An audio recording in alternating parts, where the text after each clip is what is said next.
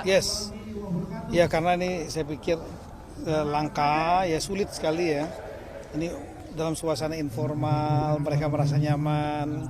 Saya juga udah nyampaikan bahwa jangan terlalu tegang.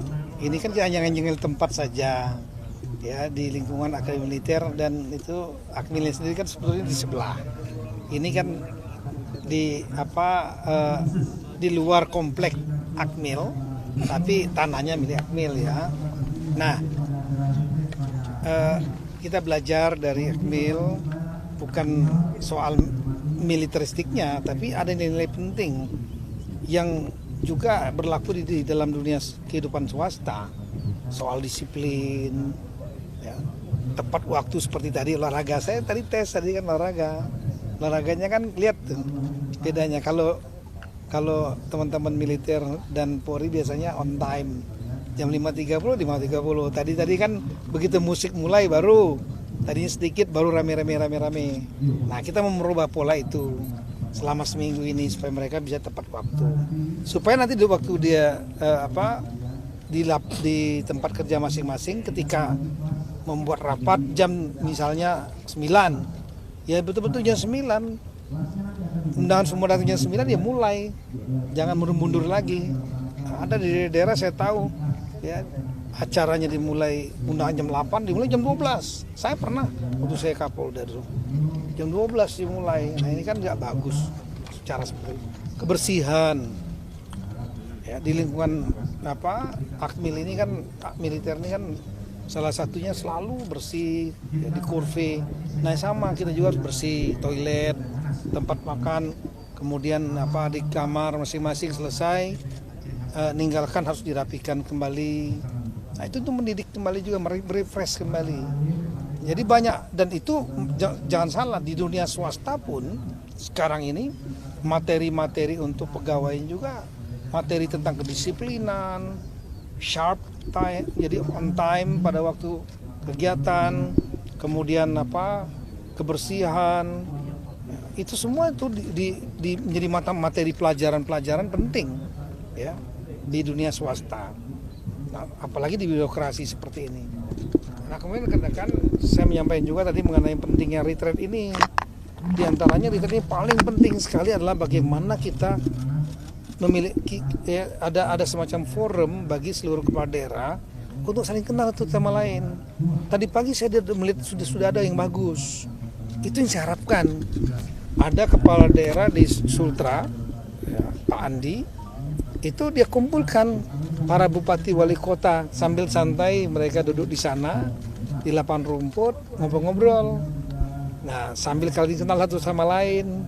Nah, saya sampaikan di sini ada 5 ruangan tuh. 5 ruangan yang dipakai untuk diskusi kelompok. Untuk Lemanas nanti kosong setelah 2 hari. Nah, silakan pakai bergantian.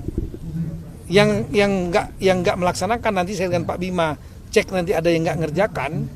Saya maunya gubernur kumpulin bupati wali kotanya, karena belum tentu saling kenal antara mereka.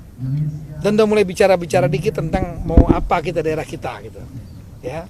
Karena saya selama 5 tahun Mendagri, saya juga pernah datang ke beberapa wilayah yang setahun 2 tahun nggak pernah ada rapat. Bupati wali kota ya, yang dipimpin oleh gubernur, nggak ada rapat. Jadi datang rapat tuh pada waktu saya datang aja. Saya nggak bisa bayangkan gimana koordinasinya, jalan sendiri-sendiri. Nah, ini saya harusnya rapat tingkat provinsi itu paling nggak lah 3 bulan 4 bulan sekali, mengevaluasi apa yang sudah dikerjakan, apa yang kurang, saling bantu gitu. Nah, ini ada 5 ruangan, nanti saya dengan Pak Wamen nanti akan cek ya, dan akan dorong. Silakan yang dari Aceh kumpul tuh semua dengan gubernurnya. Silakan yang Sumatera Utara Pak Bobi dengan seluruh bupati wali kotanya, Pak Haris dengan Jambi, Sumatera Barat kumpul lah. Entah ngobrol-ngobrol, ngopi aja nggak apa-apa. Yang penting kenal. Gitu. Inilah momentumnya. Kalau sudah kembali daerah masing-masing, udah sibuk sendiri-sendiri dengan berbagai persoalan sendiri-sendiri. Itu yang saya sampaikan. Samping nanti akan ketemu para menteri di Silemanas ya, diskusinya kelompok biar menarik supaya nggak ngantuk gitu. Nanti itu kelompok nanti akan saling bertanya, saling nyampaikan pendapat. Nah, itu bagus ya, interaktif. Nah yang berikut lagi tadi saya sampaikan mengenai pengelolaan APBD. Karena pengelolaan APBD di mata saya juga banyak yang tidak efisien. Ya, yang dipikirin hanya belanja aja. Bagaimana ngabisin belanja. Akibatnya apa? Program-programnya banyak yang nggak efisien. Perjalanan dinas, rapat-rapatnya nggak perlu, yang sebetulnya cukup dengan dilakukan Zoom. Ya, itu harapan cukup sekali dibikin 4 kali. Nah itu tadi saya sudah sampaikan. Hari ini saya akan mengeluarkan surat edaran ya, kepada seluruh daerah item apa saja yang harus dilakukan efisiensi dan caranya bagaimana, dan kami akan monitor melalui sistem kami daerah mana, dan setelah itu ditembuskan kepada Mendagri apa saja yang diefisiensikan ya, dan tapi intinya yang utama, kegiatan utamanya tetap berjalan, target-target harus tetap tercapai, jangan sampai kemudian mereka membuat efisiensi yang sembarangan yang kemudian malah nggak nyampe target. Ada daerah-daerah yang saya sudah disampaikan yang bisa silpanya, sisa lebih penggunaan anggarannya tahunannya bisa sampai ada yang 5 triliun. Artinya nggak digunakan untuk kepentingan rakyat. Tadi saya disampaikan. Dan kepala daerah saya minta berpikir jangan hanya mikirin ngabisin belanja, bagaimana cari pendapatannya. Di antaranya lah mempermudah kemudahan berusaha untuk para swasta. Swasta ini bukan hanya asing ya, swasta dalam negeri, UMKM itu dipermudah, jangan dipersulit. Kalau swastanya hidup, maka baru nanti akan memberikan retribusi pajak kepada daerah untuk menjadi PAD. Kalau PAD-nya tinggi, maka daerah bisa membuat program apa aja. Kalau PAD-nya rendah, transfer pusatnya tinggi, habis buat belanja pegawai, daerah ini nggak akan pernah maju. Saya sampaikan seperti itu. Nah, efisiensi juga karena ada 1.300 triliun daerah ini ya, maka harus tepat sasaran dan kami akan awasi. Kemudian yang saya sampaikan lagi adalah mengenai masalah masalah kebersihan. Ini Bapak Presiden berkali-kali menyampaikan kepada saya, kebersihan kita itulah indikator budaya bangsa kita. Jadi bukan hanya kebersihan dalam arti pengelolaan sampah, ya, itu harus sampah. Jangan autopilot. Ada daerah yang bagus punya ide dan punya terobosan yang sudah dilaksanakan. Saya nggak mau sebutkan lah ya. Tapi ada juga yang daerah itu autopilot. Pemimpinnya nggak peduli kepada kebersihan sampah dan lain-lain. Akibatnya merusak lingkungan. Kemudian yang punya lautnya hancur, ikan-ikannya mati karena makan plastik ya. Nah, ini juga saya minta dijadikan program penting, ditambah dengan spesifik Bapak Presiden menyampaikan untuk perbaikan kebersihan toilet-toilet di ruang-ruang publik, bandara, dermaga, terminal, di mall, ya, di mana-mana di ruang publik itu, sekolah, kantor harus bersih, standarnya kering dan tidak berbau, itu standarnya. Nanti saya minta kepada daerah mengerjakan itu. Dan kemudian yang lain mengenai apa tadi ya? Inflasi sudah saya sampaikan tadi. Setiap minggu selalu saya pimpin. Inflasi saat ini sudah terjaga sangat baik, 0,76%. Dan negara kita mengendalikan itu dengan ilmu baru, di luar ilmu yang berlaku secara universal. Di universal yang berlaku hanya menggunakan 2 instrumen saja, yaitu menjaga nilai tukar uang lokal itu jangan jatuh dibanding dolar. Ya, itu kerjaan dari central bank. Yang kedua adalah mengendalikan suku bunga. Inflasi naik, suku bunga naikin supaya demandnya turun. Demand turun, harga akan turun dan sebaliknya.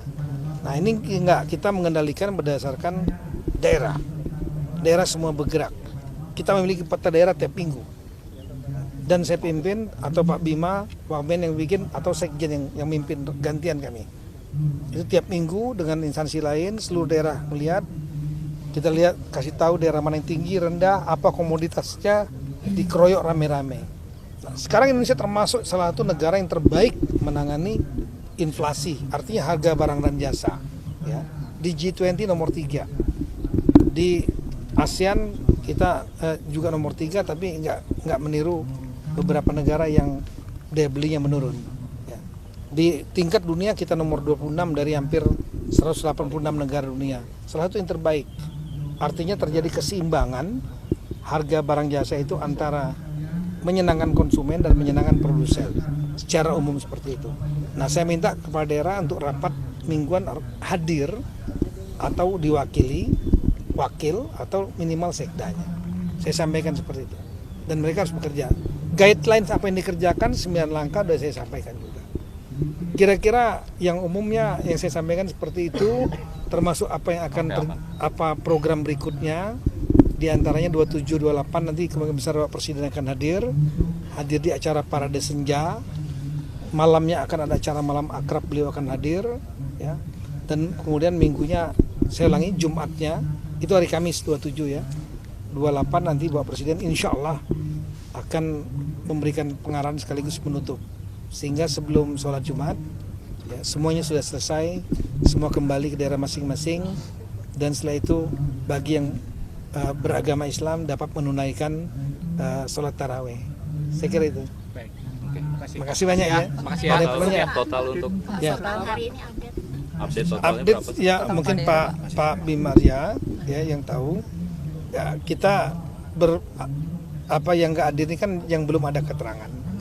Ya, bisa mungkin karena masalah gangguan perjalanan atau mungkin masalah kebijakan partainya. Saya menganggap bahwa kegiatan orientasi Balda ini sangat-sangat penting. Bukan kepentingan pusat, kepentingan daerah itu sendiri. Supaya rekan-rekan kepala daerah ini memiliki bekal yang cukup sebelum 5 tahun nanti melangkah. Ini hanya kegiatan 7 hari dibanding dengan 5 tahun mereka akan bekerja. Mereka punya waktu untuk bertemu dengan kepala daerah lainnya. Lihat sini cair sekali tadi. Ini baru 1,5 hari ya. Sudah cair, mereka saling kenal. Satu kamar ternyata nggak satu daerah. Tadi saya datang dengan Pak Bima, satu tenda. Ada yang dari Jawa, dari Seragen kalau salah. Ada yang dari Timur, ya, ada yang dari Ambon, gabung, saling kenal. Itu yang kita harapkan. Mereka saling kenal, nanti saling bantu, saling kerjasama. Ya. Nah, ini kepentingan daerah lebih penting, dan inilah kepentingan bangsa, kepentingan untuk rakyat masing-masing. Jadi kalau yang nggak mengambil bagian, ya rugi sendiri. Nanti mereka kehilangan momentum untuk bisa mendapatkan teman baru, mengenal para menteri, ya, dan juga kenal dengan gubernur misalnya, ya, kehilangan momentum itu. Yang nanti ya setelah itu mereka harus cari sendiri jalur mungkin untuk kenal, atau mungkin kita carikan alternatif lain dengan membuat momentum dengan cara Zoom meeting ya. Tapi Zoom meeting itu nggak keluar chemistry-nya. Kalau di sini mereka keluar chemistry nih. Ketahuan siapa, sampai ke personal ya. Siapa yang hobinya makan siapa yang hobinya ngorok, itu ketahuan. Pak, tapi pemahaman kalau retret ini penting sudah disampaikan nggak sih Pak kepada partai begitu, mungkin dari semua. Dan ini bermanfaat bukan hanya untuk 1 partai, 2 partai, 3 partai, untuk semua kepala daerah. Iya, termasuk PDIP gitu ya. Bukan posisinya partainya, tapi posisi kepala daerahnya ya, yang kita harapkan. Karena kepala daerah kan dia dipilih oleh rakyat dan dia harus bertanggung jawabkan kepada rakyat kembali. Partai kan hanya kendaraan mereka untuk bisa ikut dalam pemilihan. Ketika dia terpilih, dia tanggung jawabnya lagi nomor 1 bukan kepada partainya, tapi nomor 1-nya tanggung jawabnya kepada rakyat yang memilihnya dia nanti. Nah, silakan rakyat nanti menilai. Download Tribun X sekarang, menghadirkan lokal menjadi Indonesia.